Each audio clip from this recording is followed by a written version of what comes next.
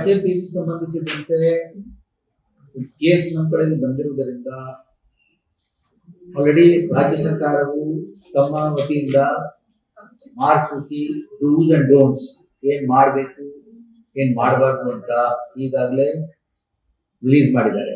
ನಮಗೂ ಕೂಡ press conference ಮಾಡಿ ತಿಳಿಸಿದ್ದಾರೆ. ಹೀಗಾಗಿ ನಮಗೂ ಕೂಡ ಸೇಮೆ ಇದೆ.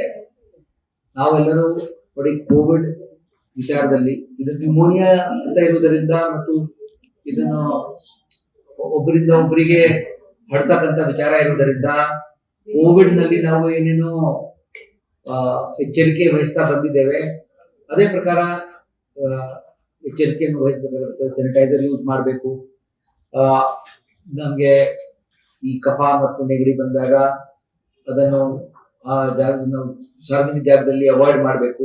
ಬೇರೆಯವರಿಗೆ ಇನ್ಫೆಕ್ಷನ್ ಆಗ್ಲಿಕ್ಕೆ ಕಾರಣ ಆಗ್ಬೋದು. ನಾವೇ ಇದಕ್ಕಾಗಿ ನಾವು ಹೋಗ್ಬಾರ್ದು.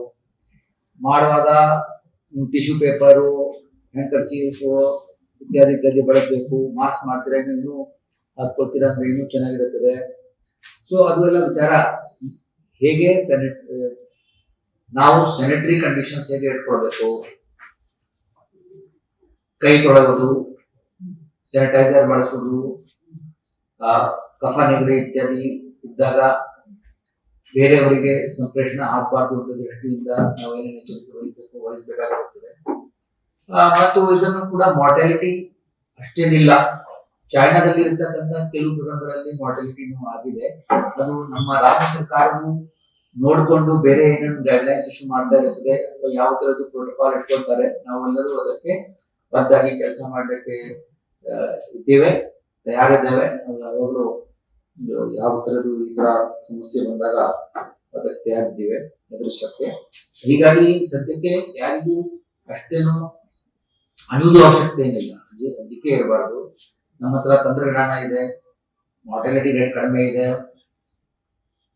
ಮತ್ತು ಹೇಗೆ ನಾವು ಹಿಂದೆ ಮಾಡ್ತಾ ಬರ್ತಾ ಇದ್ದೀವಿ ಅದೇ ಪದ್ಧತಿಯನ್ನು ಮುಂದೆ ವಹಿಸಿದರೆ ಇದರ ಜೊತೆಗೆ ಬೇರೆನೂ ಬರುವುದಿಲ್ಲ, ಬೇರೆ ವೈರಸ್ ಬರುವುದಿಲ್ಲ. ನಾವು ಮಾಸ್ಕ್ ಇತ್ಯಾದಿ ಬಳಸ್ತಾ ಹೋದ್ರೆ, ಸ್ಯಾನಿಟೈಸೇಷನ್ ಮಾಡ್ತಾ ಹೋದ್ರೆ, ಕೈ ಸರಿಯಾಗಿ ತೊಳೆದ್ರೆ 98% ಮಾರ್ಬಿಡಿಟಿ ಹಾಗೇನೆ ಇರುತ್ತದೆ.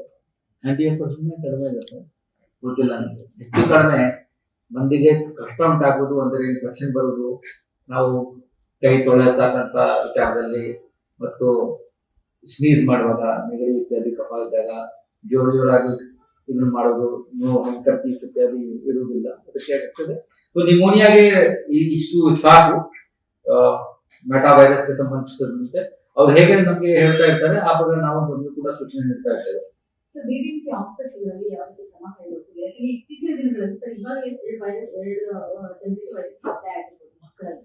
ಅದೇ ಈ ಹಿಂದೆ ಕೂಡ ನಾವು ನೋಡಿದಾಗ ಈಗ ಒಂದು 15-20 ಡೇಸ್ ಅಥವಾ 1 ಮಂತ್ ಬ್ಯಾಕ್ ನೋಡಿದಾಗ ಸಾಕಷ್ಟು ಜನ ಇದೇ ರೀತಿ ಕೆಮ್ಮು, ಶೀತ ಅಂತ ಸಾಲ್ಗಟ್ಟಿ ನಿಂತಿದ್ರು ಹಾಸ್ಪಿಟಲ್ಗಳು. ಯಾವ ರೀತಿ ಅದು ನೋಡಿ, so BBMP hospital meta virus ಅಷ್ಟು ಪ್ರಮಾಣಕ್ಕೆ ಹರಡಿದೆ ಅಂತ ಹೇಳಲಿಕ್ಕೆ ಆಗುದಿಲ್ಲ.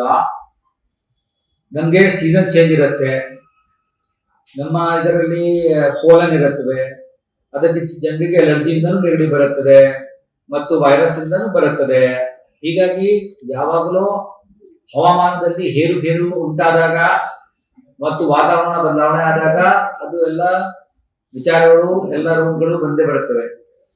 ಅದನ್ನು ಬಿಟ್ಟು ಇವೆಲ್ಲ ಏನಿದೆ ವೈರಾಲಜಿಗೆ ಸಂಬಂಧಪಟ್ಟಂತ ವಿಚಾರ ಇದೆ. HMP ಇದೆಯೋ ಇಲ್ವೋ ಅಂತಾನೆ ಚೆಕ್ ಮಾಡಲಿಕ್ಕೆ ಪ್ರಿಲಿಮಿನರಿನಲ್ಲಿ ಪ್ರೂವ್ ಆಗಿದೆ. ಇದಕ್ಕೆ ನ್ಯಾಷನಲ್ ಇನ್ಸ್ಟಿಟ್ಯೂಟ್ ಆಫ್ ವೈರಾಲಜಿಗೆ ಕನ್ಫರ್ಮೇಶನ್ ಗಾಗಿ ಹೋಗಿತ್ತು. ಈಗ ರಾಜ್ಯ ಸರ್ಕಾರಕ್ಕೆ ಮಾತಿ ಇರುತ್ತದೆ, ಅವರು ಮಾಡಿದ್ದಾರೆ. 1-2 ಪ್ರಕರಣ ಬಂದಿದ್ದು ಅದು ಇಮಿಡಿಯೇಟ್ಲಿ ಇದಕ್ಕೆ ತಮ್ಮೆಲ್ಲರಿಗೂ ಸೂಚನೆ ಕೊಟ್ಟು ಎಚ್ಚರಿಕೆ ವಹಿಸಬೇಕು ಅಂತ ಹೇಳಿದ್ದಾರೆ. ಇದಕ್ಕೆ ಜಾಸ್ತಿ ಪ್ರಮಾಣದಲ್ಲಿ ಹರಡ್ತಾ ಇದೆ ಅಂತ ನೀವು ಹೇಳುವುದು ನಾವು ಒಪ್ಪುವುದಿಲ್ಲ.